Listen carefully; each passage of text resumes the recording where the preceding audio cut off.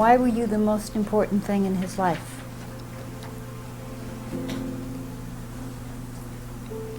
I don't know, that's just the way it was. Was your brother as important to him as you were? No. My brother was unimportant. Well, I did believe that the firstborn was the one that carried the line. I carried my dad and his dad and his dad and his dad's first name, Joseph or Jose. And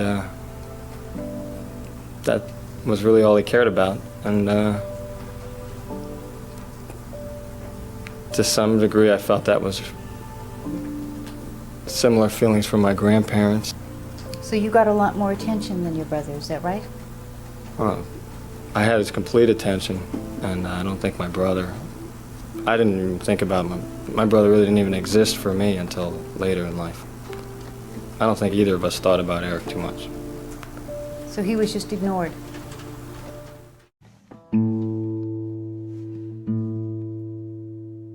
Home is the eye of the mountain below. Keep careful watch of my brother's souls. And should the sky be filled with fire and smoke, keep watching over Javed's sons.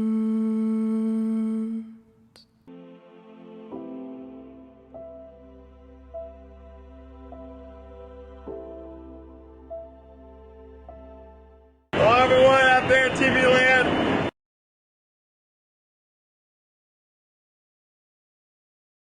Hello everyone out there in TV land.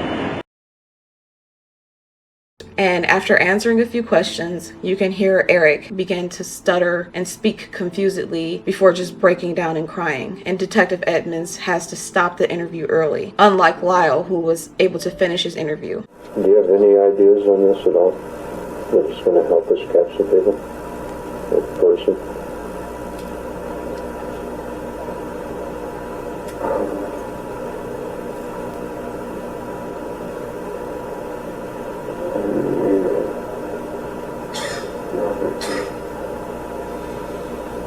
I don't understand why there was blood everywhere. There was blood everywhere. Why didn't you hear anything? I don't understand.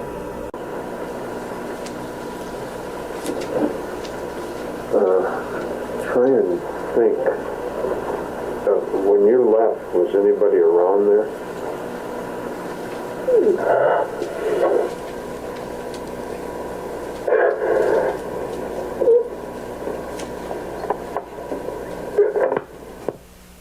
Erik was becoming very mentally and physically ill after the murders. He suffered from terrible stomach aches, and he was losing tons of weight, and he was suffering from sleep deprivation because of nightmares. He stayed with his cousin Henry for a week or so, I believe, while Henry's wife and kids were out of town. And whenever Erik would fall asleep on the couch and Henry would get up to go to bed, Erik would suddenly spring up and panic and ask him where he was going. He would also come into Henry's room a lot in the middle of the night and sleep on the floor, or when he had really bad nightmares, he would crawl into Henry's bed and tremble. This was taken from journalist Robert Rand's book on the Menendez Murders, and here's how he described this moment.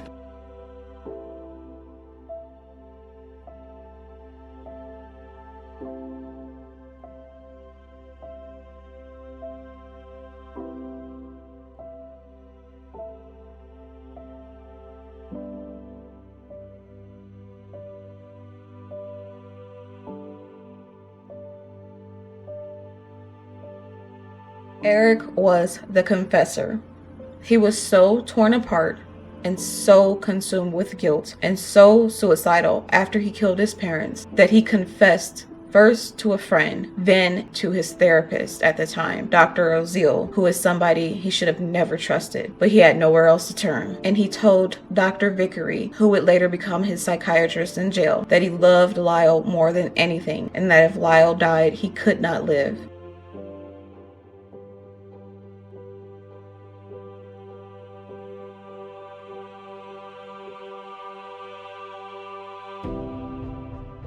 When he came back from Israel to turn himself in, on the flight to Los Angeles with his aunt Marta and his cousin Andy, he first confessed what he had done to his cousin and his best friend, Andy Cano, and then later he went and sat next to his aunt, who was Andy's mom, and he laid his head on her shoulder and wept. Here's how Robert Rand describes this scene from his book.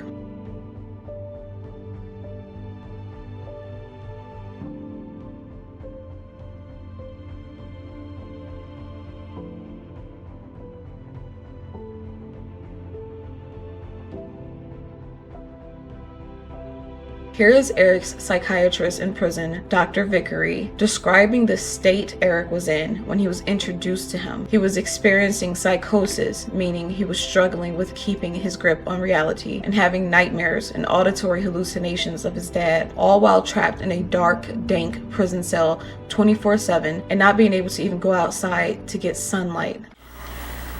And during the 3.5 years that you have lived there, on how many occasions have you been in sunshine? 10 times. And for how long a period on each of those times? 45 minutes.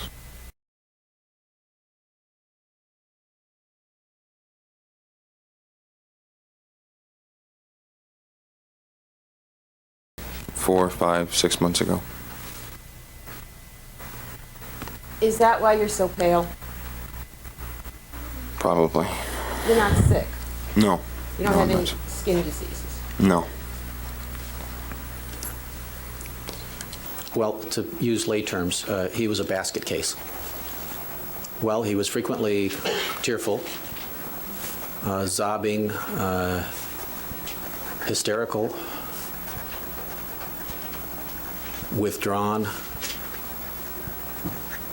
constantly chewing his fingernails, his fingers in his mouth, refusing to have any direct eye contact. Well, that in addition to other symptoms that he was experiencing, such as he was having difficulty sleeping. He couldn't get to sleep. If he went to sleep, he'd sleep a couple hours, then he'd wake up, and then he couldn't go back to sleep. His appetite was poor. He was losing weight. He was having hallucinations. Well, he would become so frightened at times that he would have an anxiety or panic attack, where his heart would pound and he would sweat and he would tremble. He would describe this as a fear that he was falling apart, that he was disintegrating. The symptoms got so extreme that I was worried that he was going to have what we call a psychotic break. He was just a very emotional person. He was bubbling over with different kinds of feelings and emotions on an almost constant basis. He was not a reflective, intellectual type person. I like to be in control. I like to have structure. I like to get the job done. And he was frustrating me. He just kept emoting. Well, he kept rambling on about his father, and I tried to get him to stop, and he wouldn't stop. He didn't do what I wanted him to do. He just kept crying and telling me how wonderful his dad was. And that went on for like the first 2, 3, 4 hours that I saw him. I couldn't control him. That was very, very unusual behavior for a patient. I worked hard at not being emotional. I worked hard at trying to not cry and to hold back my feelings, and I tried, and I did well at times, but not enough. Well, you've heard a whole bunch of witnesses come in here and talk about you crying all the time, right? Yeah. You think you were very successful with... No, I wasn't successful enough. There was also evidence presented in the trial through the testimony of multiple witnesses that Erik was an extremely withdrawn and emotional child. Jose resented him for it, and he humiliated him and mocked him for how much he cried. And who is it written to? To me. And who is it from? Daddy. Daddy? That's what it says. Dad. And who is Daddy? Dad. Your father? Yes. First of all, does he spell your name right? No, he misspells it. Dear Erik, I trust that you are not crying much. He literally didn't even spell his name correctly on the postcard. Here is Erik's teacher from the 9th grade pointing out how he would cry anytime he got bad grades. Or if he were asked to take a quiz for which he knew he was not prepared, he would become very upset and he would cry. It's very unusual. Most 9th grade boys do not cry, especially in front of their peers. And the final point I want to make about the general makeup of Erik's personality is that he seemed to have a preoccupation with suicide. He seemed to always consider it as a solution whenever he was highly stressed. And this was at times during the abuse before the murders. Then once he found out he couldn't go away to college to get away from the sexual abuse, he considered suicide again and engaged in suicide ideation. And then again, after he killed his parents and became consumed with intolerable levels of guilt, he again considered killing himself. And it is my thought that he was undoubtedly influenced by his mother's suicide ideation, which she detailed in a letter that she admittedly left for him to find when he was 16. Dr. Ann Burgess, one of the clinical experts that testified on the trial on behalf of the defense, described this particular action by Kitty as extremely hostile and terrorizing. It was a terrible thing for her to do to a boy of that age while he was living alone in the house with her, because his dad was often away on business trips and because Lyle was away at college. He had to call Lyle and he couldn't even read him the letter, and Lyle was able to figure out it was a suicide note, and he called his mom and offered to help her if she wanted to divorce the dad. But in any case, it was something that terrorized Erik, and I think it deeply affected his psychological makeup, so that anytime he got into a bad situation or into dire straits, he considered killing himself every time. So here are some of the saddest and most compelling moments from Erik Menendez's testimony in the first trial in 1993.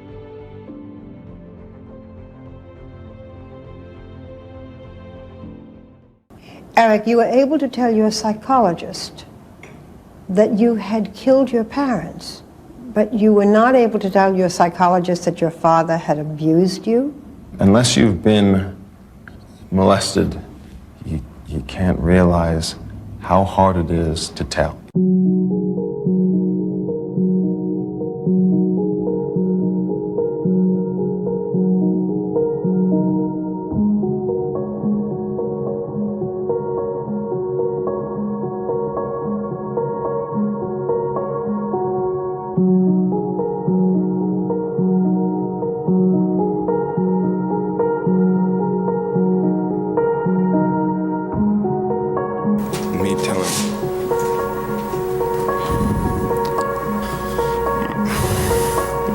Telling Lyle what? Was it you telling Lyle about something that was happening? My dad.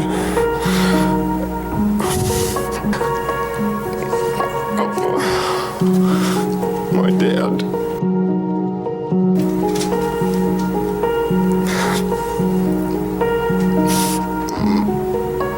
If you don't ask, my dad had been molesting me.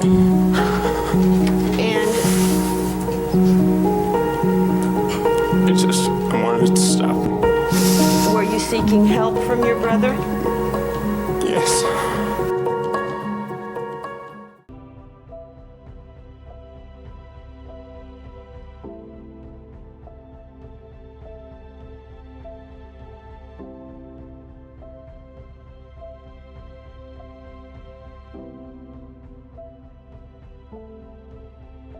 Did you see your mother taking her medication during that summer, or did you notice that she wasn't? No, she had stopped taking it. Did you see any increase in her very emotional states? Yes. Mr. Menendez, during the summer of 1989, were you being sexually molested by your father? Yes. And when did that begin? How old were you? I was 6 years old.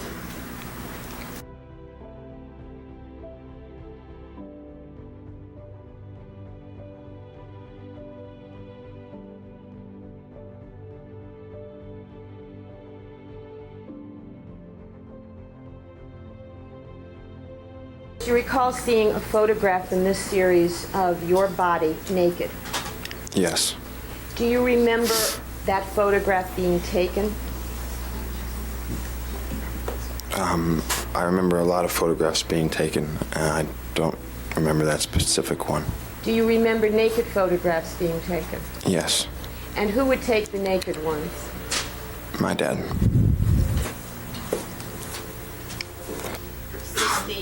I'm just going to show it to you. This is the naked picture of you that you were testifying about. Yes. Does it embarrass you, this picture? Yes. How long, from the time you were 6 when you say your father started to molest you, how long did that go on? 12 years. Were there episodes of sexual activity with your father over that last summer?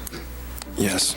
Were there patterns to the behavior so that there were actually different kinds of sexual incidents with your father? Yes. And did you come over the years to give those different kinds of sexual incidents names? Knees. Knees? Knees. K-N-E-E-S? Yes. Nice sex. Nice sex. Nice sex.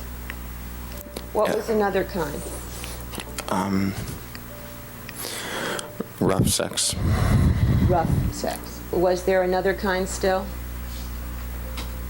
Yes.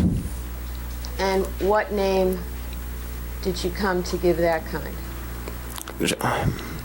Just sex.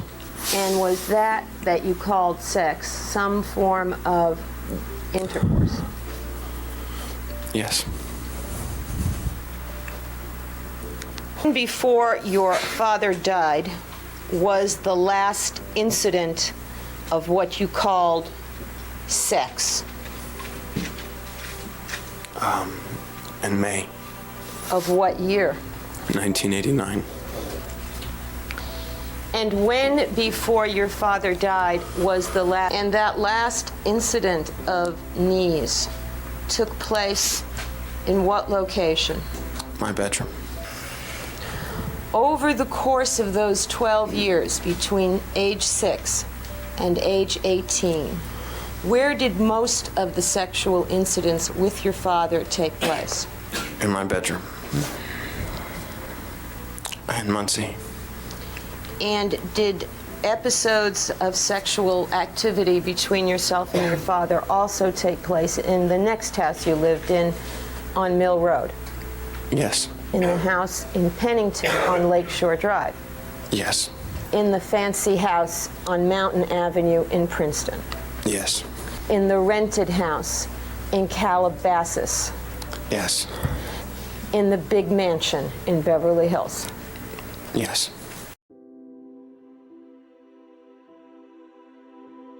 Hello, everyone out there in TV land.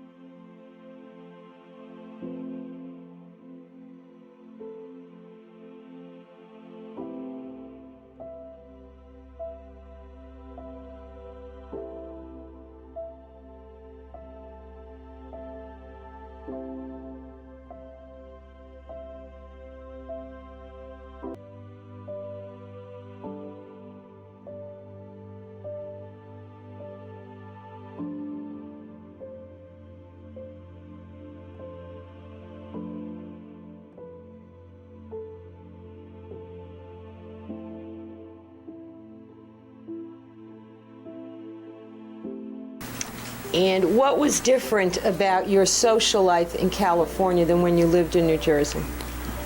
I had a lot more friends. I was able to go out with my friends. I was able to hang out with my friends, and suddenly I felt more important.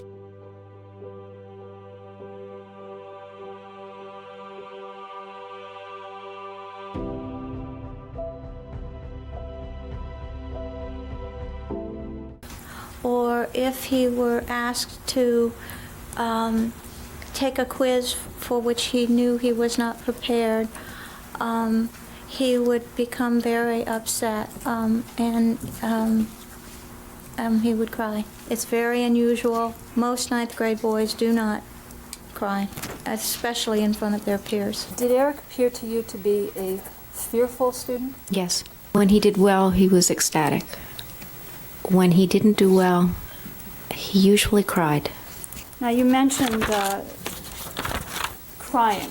Yes. Did Erik cry in class? When he received a poor grade. And when he cried in class, was this in front of the other ninth graders? Yes. Did that happen every time he received a bad grade? To the best of my knowledge. Mrs. Sharp, was crying in class unusual behavior for a ninth grader? Yes, for a ninth grade boy especially. The other children in the class react to Erik's crying? Yes, they were very supportive because they were accustomed to this. He cried in his other classes also. I felt more important. Okay. Did you feel liked by friends? Yes. Those years in California, did you ever think about what would happen if any of your friends knew? I thought about it all the time. I couldn't accept the fact that they might be able to find out. I was never going to let them find out, and that's just all I thought. I never thought about what would happen if they knew, because that just was not going to happen. Did you want them to know, or did you not want them to know? No, I did not want them to know. Why? Why didn't you want them to know? Why did you not want them to know that you were a boy who had sex with his father? Because I didn't want to be humiliated. I wanted them to like me. I wanted them to think that I was a friend of theirs.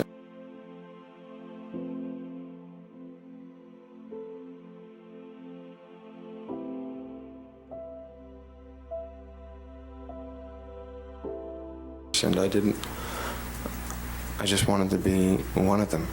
One of the boys. Think what was happening with your father was all his fault, or did you think it was partly your fault? No, I thought it was partly my fault. That I never stopped him, and then I let it go on. I thought I was a coward. What else? I hated myself for it, and I knew I should have stopped it. Did you think what was happening with you and your father was normal or abnormal? I knew it was extremely abnormal, and I wasn't going to let anyone find out.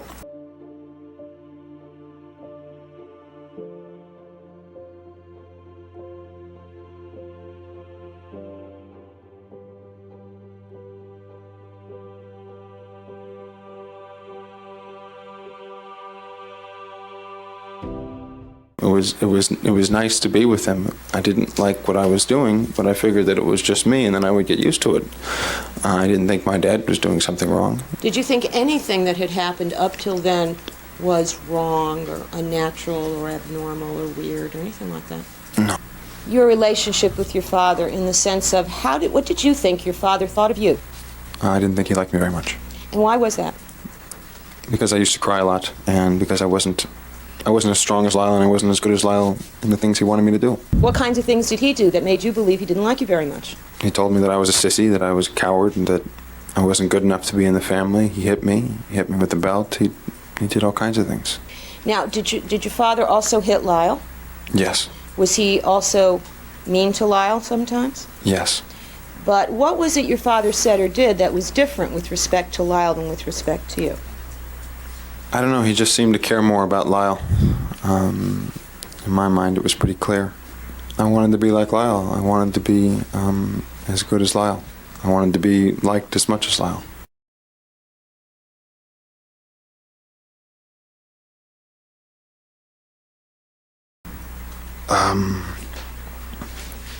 He used to come into my room and give me massages. Did you ever see your mother enter your bedroom when you were there with your father? No. Did you ever hear your mother knock on the door of your bedroom when you were alone in there with your father? No, my mother never came. Now, Mr. Menendez, these massages that your father gave you in your room, what were the previous massages like? And where did they occur? At swimming. He would massage my legs, my thighs, my calves to get me ready to go swimming. The massages in your room, how did they begin? What types of massages were they in the beginning? Just the body massages. Did the massages change in character in any way? Yes. And what was the change? He had me take off my underwear. He would have me turn over onto my back. He would massage my genitals 2-3 times a month, massaging me with his mouth, my penis. And he was great. He was kind. He never said anything negative to me. He told me that I was part of the family and that I belonged, and that this was good. Well, he explained to me very clearly that this was something between us, and what he said is that this would stop if I told anyone, and that I wouldn't be alone with him anymore, and then I wouldn't get this attention. And did you want it to stop? No. Why? Because it was the only time I got to spend alone with my dad. It was the only time I got to be with him and for him to be nice and caring with me. It made me feel like I had a relationship with my dad. Now, apart from these times when he was alone with you, doing these massages, did he treat you better than he had in the past? Yes, he seemed to care about me. He seemed to love me, and that's all that I wanted. And up until the point when you left Muncie, what sorts of things did he have you do to him? He was just asking me to massage his body. At some point, Mr. Menendez, did the massages that you were doing on your father change? Yes. And what happened next? I just touched him. And did anything else happen after you touched his genitals? Yes. Do you remember whether or not at that point your father had an erection? Yes, he did. And how did you feel about his asking you to massage him with your mouth? I didn't want to do that because I had never seen him like that, and I didn't want to do it. Did it frighten you? Yes. He started using different tools and wanting me to do things to him so that he would show me how, and he would do them to me. What part of your body were you supposed to use this thing on? My butt. Only a short time until he started showing me how to use my penis. I didn't call it that at the time, but that's what it was. Mr. Menendez, do you have some idea of approximately how old you were when your father started showing you how to do something with your penis? I was still swimming. I believe I was in 5th grade. 5th grade? Yeah. So you would have been 10? Yes. Was there a period when you were having anal intercourse with your father where you were the person penetrated? Yes. Your father had taught you to have anal sex with him, correct? He taught me how to do it, yes. Yes. I didn't like what was going on. I thought it was really dirty. He wasn't nice anymore during the sex. You have to put the mic in. He wasn't nice anymore during the sex. And you were 11? I was 11. The reason you're having trouble is it's not facing you. Face it towards I know. I need to use the restroom. I need a break. Okay, we'll take a recess and we'll resume at 3:30 or 2:30. I'm sorry. He came toward my room. All I could think about was him coming toward my room and how I was hoping he wasn't going to do that. Do what? Come toward my room. Why? Because I didn't want him to come into my room when he was angry. He came into the room and he told me to kneel down on my bed. Okay. And I did, and he came over to my bed and threw me off the bed and told me to kneel on the floor. And he pulled out his penis And in some way, either by his hand on my head or by telling me, he told me he wanted me to massage his penis with my mouth. I had to give him a massage on my knees until he started to have an orgasm. I was ready to pull away like I'd always done, and then he just came on a towel or a sheet, whatever he had with him. So I was about to pull away because I didn't know what was going to happen because we weren't on a bed and I was just kneeling down. And he said, "No, swallow," and he held my head to him. And did you swallow? Partly. Partly. And did this upset you? Yes. And how did you demonstrate being upset? I was crying. And how did he react to your crying? He pushed me away afterwards, and I just went to the bathroom and threw up. Where was the bathroom in relation to your bedroom? It was in the middle of the hall. In the middle between what and what? Between my bedroom and my parents' bedroom. I threw up almost every time when he would come in my mouth. Was his attitude after this different than it had been? Yes, it changed dramatically. And how was he from then on? He was no longer nice. He now yelled at me all the time. He forced me to do things. I had to do whatever he said, and it didn't matter if I complained or if I said no or if I said, "Please stop." He didn't stop. And did rough sex involve your father hurting you with things? Yes. Needles, pins, tacks. What was he doing with the needles? Excuse me? Rope. And would that hurt? Yes, very much so. And when those activities were going on, was your mother still checking you out? Yes. Did you think your mother knew what was going on? No, I didn't. Were there times when, following one of these episodes with your father, you'd be crying? Yes. Did your mother ever come upon you when you were crying? Sometimes after these, I'd have to go downstairs to dinner, or afterwards, and she would come when she'd see me crying. Did she ever ask you why you were crying when it followed one of these episodes with your father? There was times when I was unable to come down to dinner. Why was that? Because I was crying too much, or I was too much of a mess, and I was shaking, and I couldn't come down to dinner. I used to get these pounding headaches, sort of like sears through my brain, and my dad would say, "You're not going down to dinner."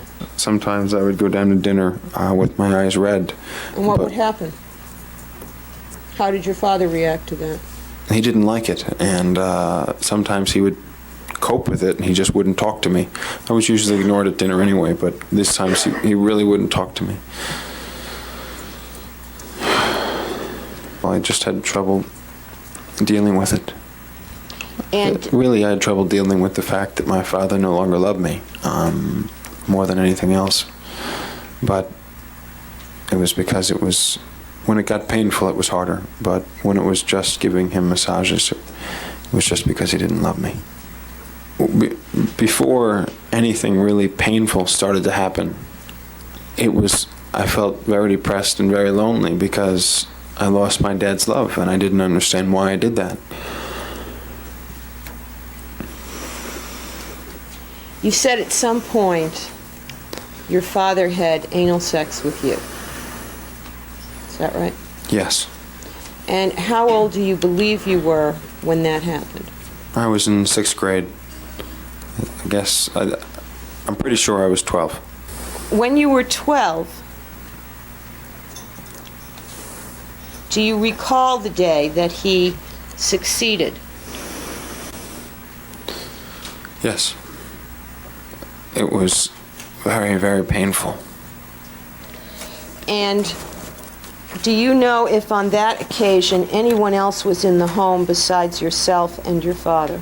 No, I was alone in the house with my dad. And he started going into me like he had always done, but this time he was going in too far. And I said, "Dad, please stop." And I said, "Dad, you're hurting me." And he just kept on going further. At one point, I just started screaming, and I started saying, "Stop, it hurts, it hurts." I just sort of died off. I didn't, I stopped screaming, and I just sort of left myself.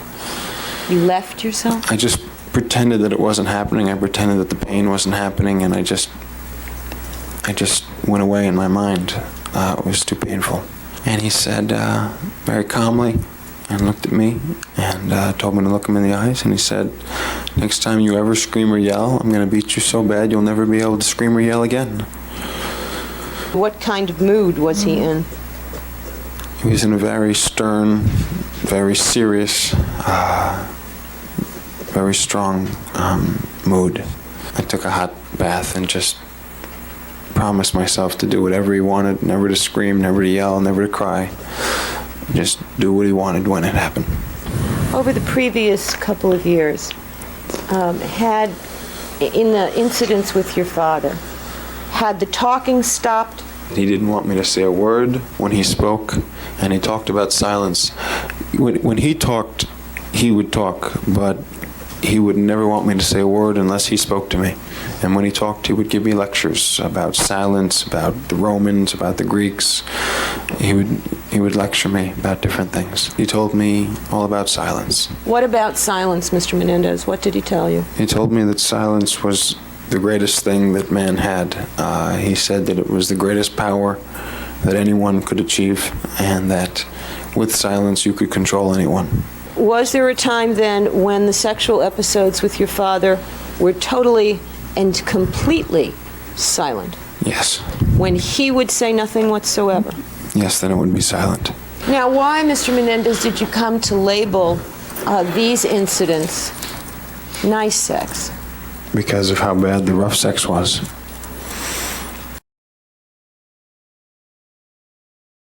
Okay. So by comparison, these were nice? Yes. What was different about this? And you don't have to describe everything that was done here, okay? Just the general feeling of it. It wasn't violent. He wouldn't come in and have nice sex when he was in a bad mood. He would always do it when he wanted to relax, when he had a tough day at work, he said, and he just wanted to be comfortable with me. He would come in and have this with me. Could you characterize in 2 sentences, perhaps, what was involved in these episodes of nice sex? You don't have to give details. You don't want to give the details of this, do you? And he wouldn't be angry or violent during these? No. Now, rough sex, strike that. Would these episodes called nice sex take longer or less time than, say, knees? It took a lot longer. I liked knees better because it was short, and he would just come in, and sometimes he'd have me make me swallow, and sometimes he wouldn't.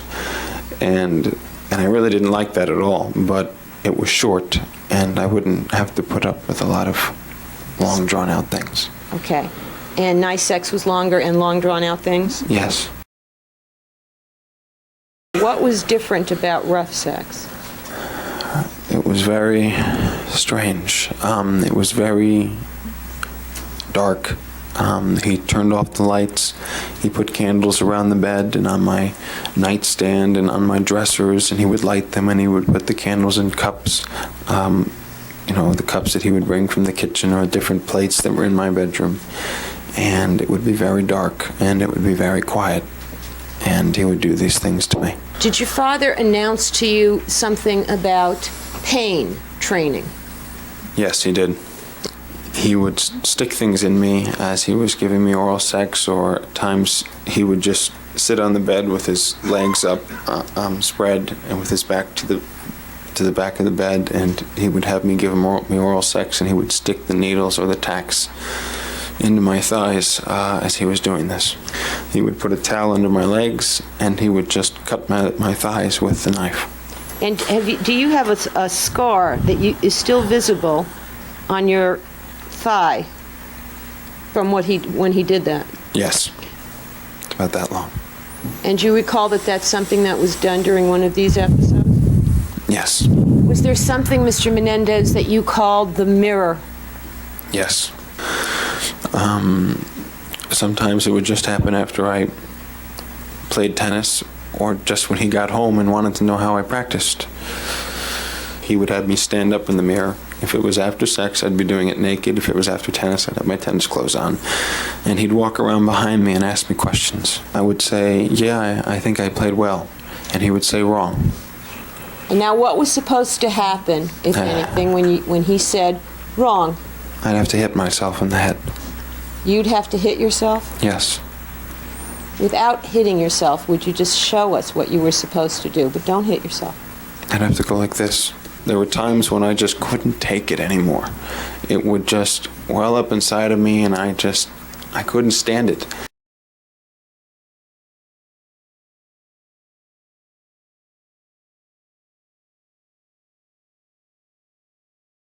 What did you hear that led to putting cinnamon in your father's drinks, if anything? I heard that it made it taste better. It made what taste better? His semen. That you developed a rather peculiar eating habit. Yes. Did you think it was peculiar? No. Okay. No. Okay. That's my word?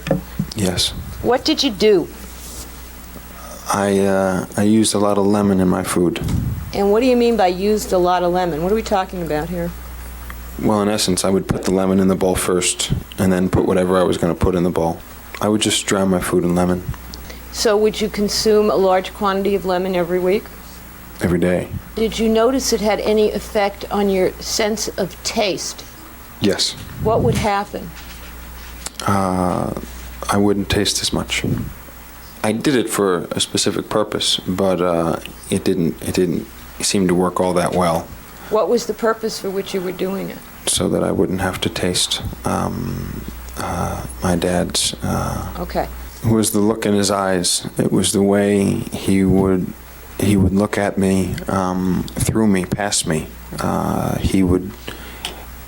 I remember at one time he stuck me with a tack, and it really went far into me, and I sort of went, and he just twisted his head around and looked right through me, and it was scary. It was like a glazed look.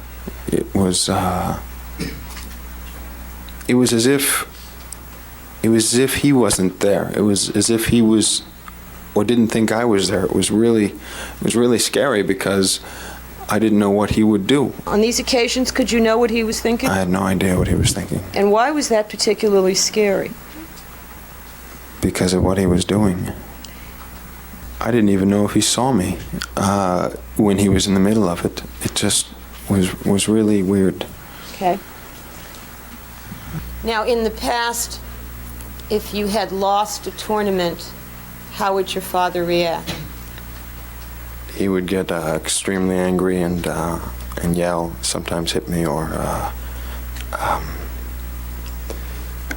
have some sort of sex with me.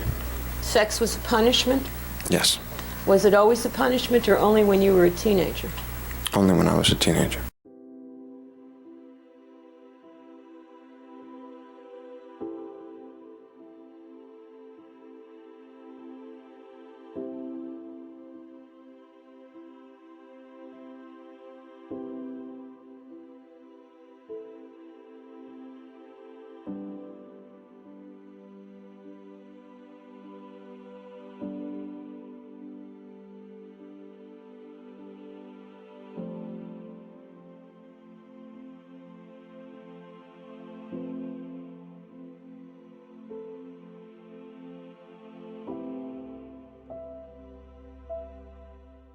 Would you tell us what significance a closet had with respect to your mother and to schoolwork? That's where I did a lot of my schoolwork when I didn't do it well. What's where you did it? In her closet. It was a long, very narrow, long closet. She kept a lot of her clothes. And is that because you liked to do schoolwork in her closet? You chose that as a place to do it? No, she put me there when she felt that I wasn't concentrating hard enough, or was having trouble concentrating, or just wasn't doing it well enough to how she liked, or when she left the house when I was 12, 13, 14. Homework or different tests that she would give me or assignments that she would give me. And was there a chair and a table or a desk in the closet? No, sometimes she'd give me a clipboard. For how long a period of time would you have to remain in the closet after she had put you there? Until she let me out. And how long would that sometimes be? Sometimes it would be an hour, sometimes it would be all day when she left, 7 hours, sometimes I fell asleep in there overnight. What would happen, Mr. Menendez, if while you were in the closet and your mother was home, you had to go to the bathroom? I wasn't supposed to go to the bathroom unless I called out and asked her. I'd have to call out and tell her that I needed to go to the bathroom. And would she then come and let you out of the closet and let you go to the bathroom? Depended. Depended on what? On whether she felt like letting me go to the bathroom at that time. Did she ever provide you with a receptacle of some kind that you were supposed to use in the closet? Yes, it was a plastic bin with a yellow cover. It was a see-through type of thing. And what was it for? It was for when I used to go to the bathroom. That's after you had complained? Well, I'd complained when she left the house, she'd put me in the closet.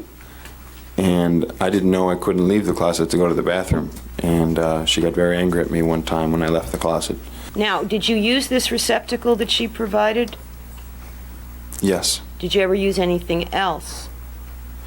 I didn't enjoy using I didn't really want to use this because I'd have to give it to her. And so I kept one of those plastic bags in the hid it in the closet, so when I had to go in there and I had to go to the bathroom, I could use my own and I could pretend that I never went.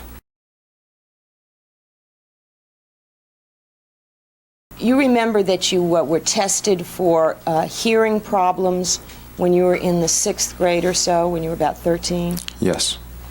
And you remember testifying that you weren't told the results of that accurately by your mother at the time. Is that right? No, I wasn't. And you now know that those tests showed that you had some problems. Yes. How did she treat you after the hearing test as compared to before? Was there any difference? Yes. And what was the difference? She would just yell at me a lot more and tell me that I was too stupid to understand and just say a lot of things that she would say a lot of different things. She would say that she usually said that I was just not bright enough, but she would say that I had the ability to hear and that I was just not using my brain, that I wasn't using my intellect. She'd say, why can't you understand me? Why can't you hear me? She would get really frustrated.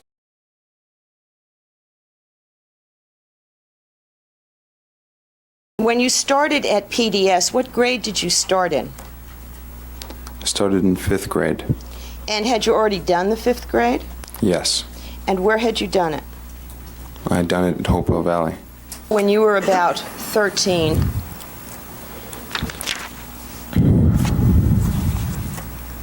was there a nickname that you gave yourself that was related to what you've described here as rough sex?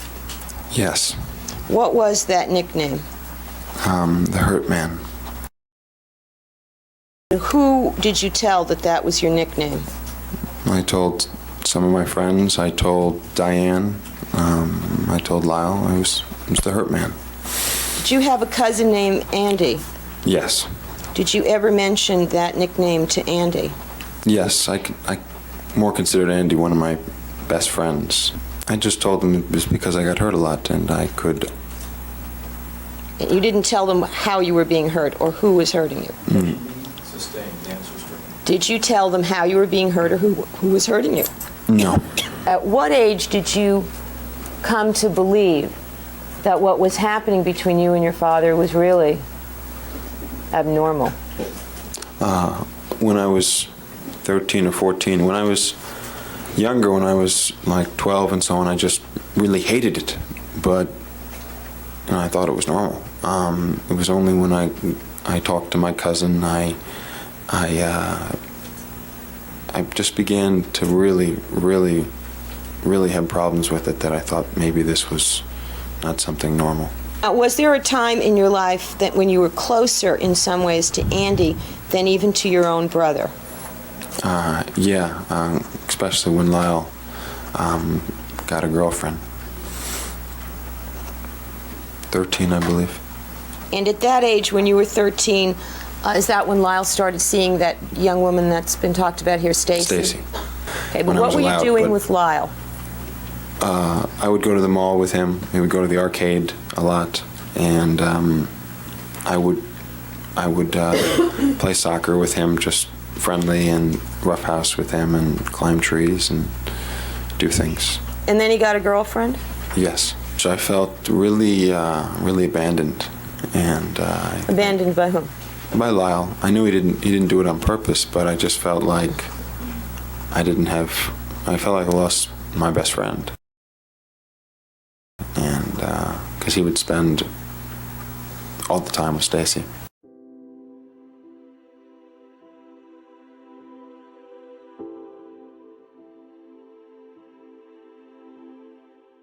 Now, when was it?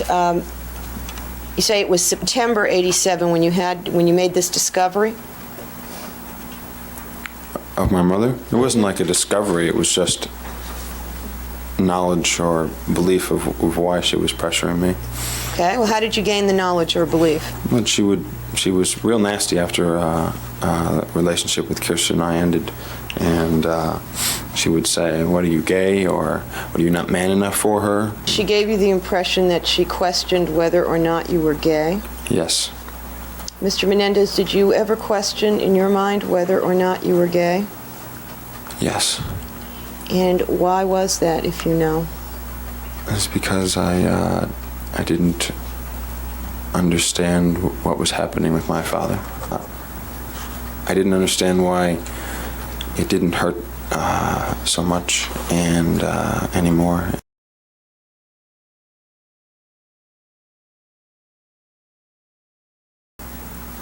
I just felt like I was having more friends because I had a car and I was able to play tennis with them, and I was a little bit more independent, and I felt like I was supposed to be stronger, and I would still be doing this with Dad, and I wouldn't scream at him or fight back with him, and I would still be able to have an orgasm. Wonder if, in fact, maybe you were gay. Maybe that's why this is happening. Maybe that's why I don't resist. Maybe that's why it doesn't hurt. Is that what you mean? Yes. I didn't understand. Did your father call you a particular name, associated, a negative name for gay people? Yeah, he called me a faggot. He either called me a fag or a faggot. He used both of them.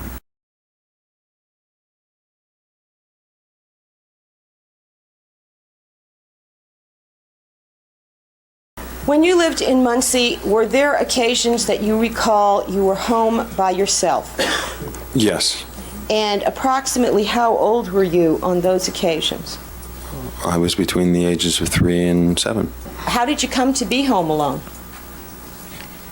Everyone else in the house left. I hated being alone. I just hated being alone at the house. I didn't like it during the day, but at night, I definitely did not like being home alone. I think I was 5. And who did you go looking for? My mom. And was it daytime or nighttime? It was at night.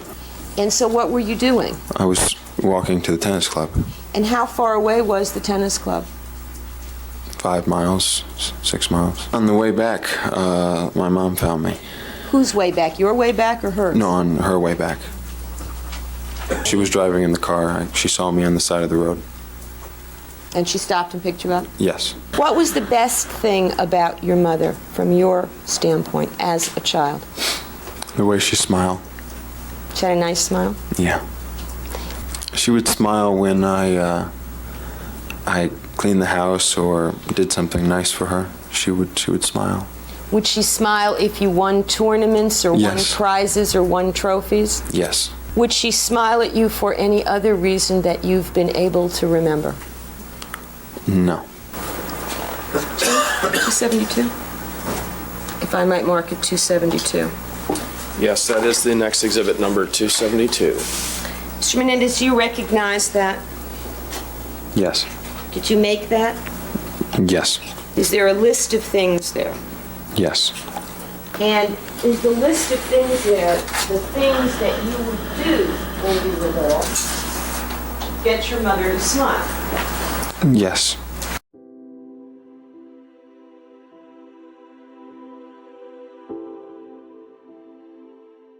And why does this stick out in your mind? Why is this so significant that your brother did this? Because the incidences where my brother helped me, either with other people or with my mom and dad, just really stick out in my mind. I don't know why. Okay. Was Lyle someone you admired as a child? Yes, very much so. Why? Because he was bigger, he was smarter, he was better looking, he was everything that I wanted to be, according to my parents and according to me. You did want to be like him. Yes. You admired him. Mm-hmm. And did you feel from 11 on that he was a good brother to you? Yes.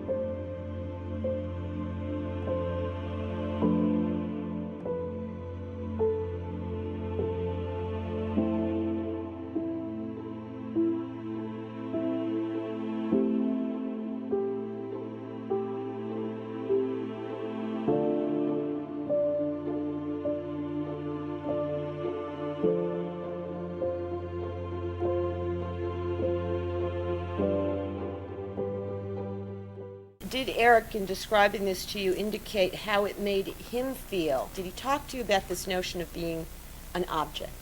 Yes, he did. He actually described that he realized that his part in this meant nothing, that he was just having these things done to him, and that it was very much exciting and giving a reaction to the father. His part in this did not matter. And did he indicate that understanding caused him a new level of distress or disturbance? Yes, because that now moved him from this seeing himself as a participant with this special relationship, that now he wasn't that special, that maybe that aspect was clearly a conflict for him.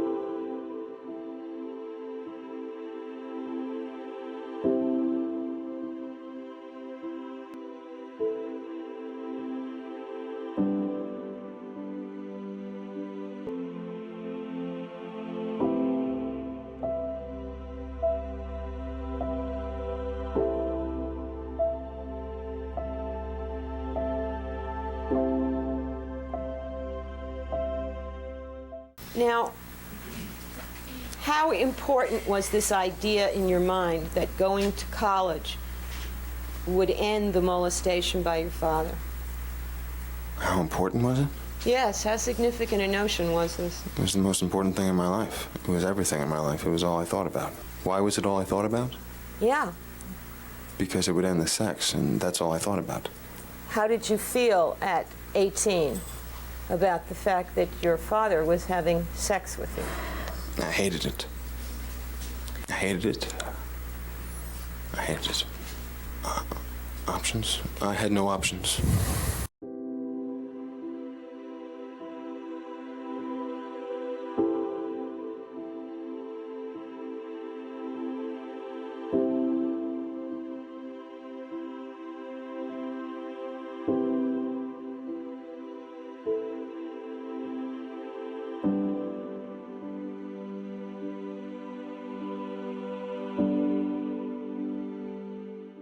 there was an argument between your mother and your brother on that date? Yes. My mom and my brother were coming out of the den, and my mom was saying that he didn't need something. Lyle was saying, no, I really need it. It's important. Please, it's not that big of a deal. My mom just got really in a rage and just ripped his hairpiece off. She gets to a point where she just explodes, and she just says, no, you don't need it, and she just ripped it off. She just sort of went over the edge. Where were you at this time? I was in the foyer. I had just come in, and then Lyle went to his guest house. And then I went over to the guest house to see Lyle. Lyle was crying. He was in the bathroom fixing it when I came in. I just felt really, really bad for him. I was feeling pretty down myself. Not to worry about that I had always known that he had had something done, and it didn't change anything that I felt for him. It didn't change the fact that he was my brother and that I loved him. Did you stay with him in the guest house that night? Yes. Did you stay in his king-size bed in his upstairs bedroom in the guest house? That night I did. You stayed in the bed with him? Yes.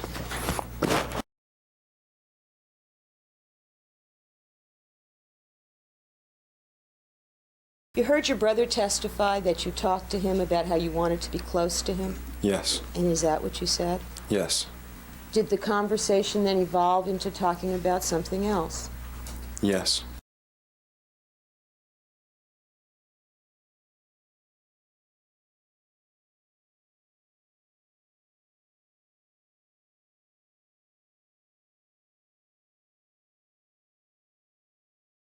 I was telling him that that things in the family didn't seem to be going so well, and it seemed to be a lot of secrets. People seemed to be getting apart, and that I didn't want that to happen between Lyle and I. Just that that I loved him, and that I didn't want his relationship and mine to separate. Well, after the incident with my mom, he looked pretty down. Did you think that having his hairpiece torn off in front of you was a thing that would embarrass him? Yes. No, I knew he was very embarrassed, and I wanted to tell him that there wasn't a reason to be. That it wasn't going to change your relationship? No. And then did you start talking about something that you were feeling badly about? Yes.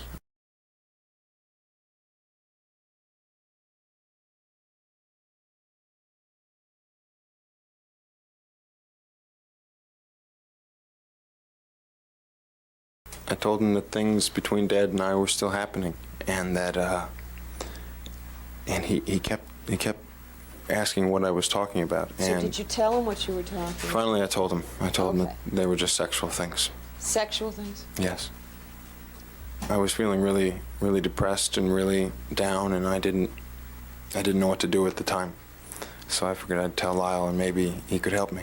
You heard your brother Lyle testify that when you told him that sexual things were still going on with you and Dad, that he was very nasty towards you. Yeah, he was very angry. And who did he appear to be angry at? He was angry at me. He was asking me why I never told him. He was asking me why I never did anything. He asked me if I enjoyed it, if I liked it, if I ever fought back. He just didn't understand. He was asking all these questions that were really surprising me. They hurt me, and I was denying him, and I was saying, no, of course not, no, of course not, and I was just trying to make him understand. And at some point, did it appear that he did understand? Yes, he sort of changed his tone. He was asking me who knew. He asked me if Mom knew. Okay, and what did you say when he asked you if Mom knew? Oh, I told him, of course Mom didn't know, that if she would have known, she didn't know. And is that how you felt at that time, that your mother did not know? Yes.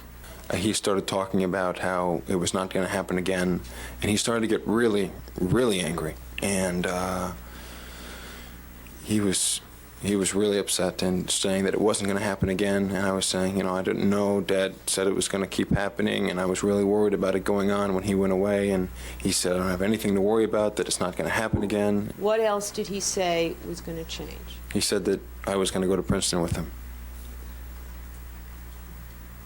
He said that if I couldn't get into Princeton that I was just going to live with him over there. He said he was going to talk to Dad. Talk to Dad about what? About the stuff that had happening between Dad and I. He said it was going to stop, and that I shouldn't worry about it because it was going to end, and he was going to make sure of it.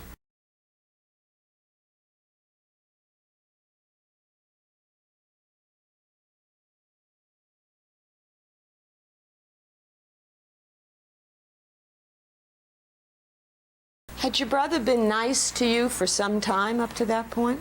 Yes, we had a good relationship up to that point. And how would you rate your relationship with the other family members? Who among the three of them, your father, your mother, or your brother, did you have the best relationship with? Lyle. And how long had that been true? Many years, since I was 13, 12. I really didn't think Dad was going to react well, but I was hoping that he might. I was hoping that Lyle might do what he seemed like he said he was going to do. Had you noticed over the years that your father spent a fair amount of time talking with your brother? Yes. Did you believe that your father and your brother had a different relationship than you had with your father? Yeah, he had a much different relationship. Did you feel that the family as a whole had some respect for Lyle? What did you think of your brother's intellectual ability? I thought he was very, very intelligent, and Was that just your view, or did anybody else in the family share it? that's what my dad and my mother thought. And what did you think of Lyle's verbal skills? Well, he was good in all of that. He was intelligent. He was a good speaker. He knew how to talk, and I figured that he would know how to talk to Dad. If he seemed confident, maybe there was a reason for him to be confident. And he knew Dad a lot better than I did in that respect. Do you remember going to lunch with your brother as he testified? Yes. And what was the topic of conversation at that lunch? How I was going to live with him, and he decided that either I was going to go to Princeton with him, or he was going to come and live with me at UCLA, and he seemed excited about that. Was that a prospect that you relished as well? Yeah, I thought that would be great.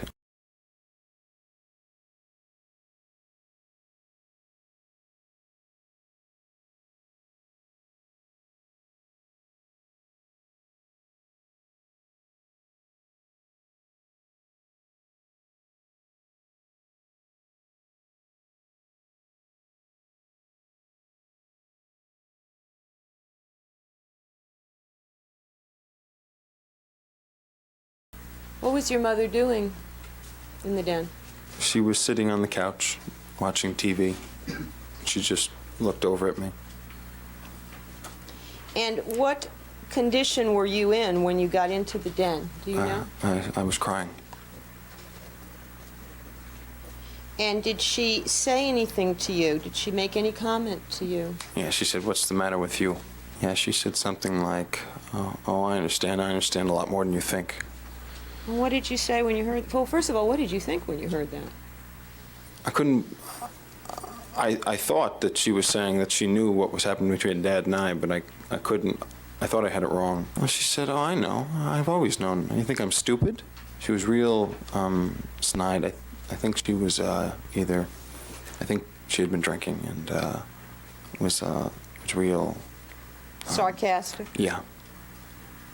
I didn't know what to say. I just said, "I hate you." I couldn't believe it. I couldn't believe what she was saying. I ran out the back door. Had you ever said it to your mother before? No. Did you hate your mother, Mr. Menendez? No, I didn't hate my mother. Did you hate your mother? No. When you got to the guest house, did you call out to your brother? Yes. And do you remember what it was, what the first thing was, that you said to him? I just said, "She knows, Mom knows." What happened next in the guest house? Mom came up the stairs right after me, and she said, "Get back." She was still yelling at me. It was an angry argument between Lyle and Mom. And what were you doing while this argument was going on between Lyle and Mom? I was standing behind Lyle. just sort of watching. Is that a position you had taken in the past in that family? Yes. Would you stand behind Lyle while he was fighting your battles? Yeah, I used to stand behind Lyle a lot. That's pretty much my fixed position.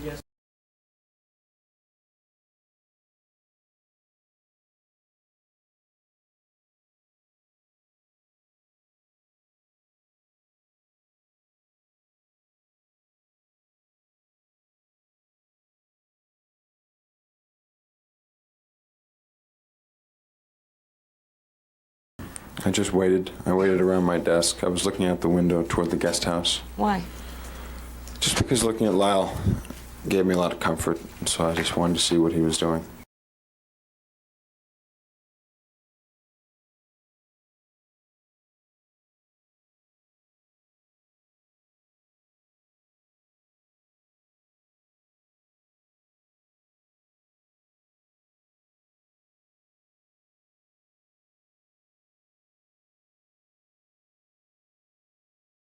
I was very concerned that Lyle was coming over. I wanted Lyle to come over, but I was also concerned that Lyle was coming over because I knew that I had really betrayed my brother's trust, and I was thinking about Lyle's going to be angry with me, and he had a right to be, and I just was thinking real quickly before I got there, because I thought he'd be there in a minute, about what I was going to tell Lyle, and how I was going to explain to him that I told Dr. Azale.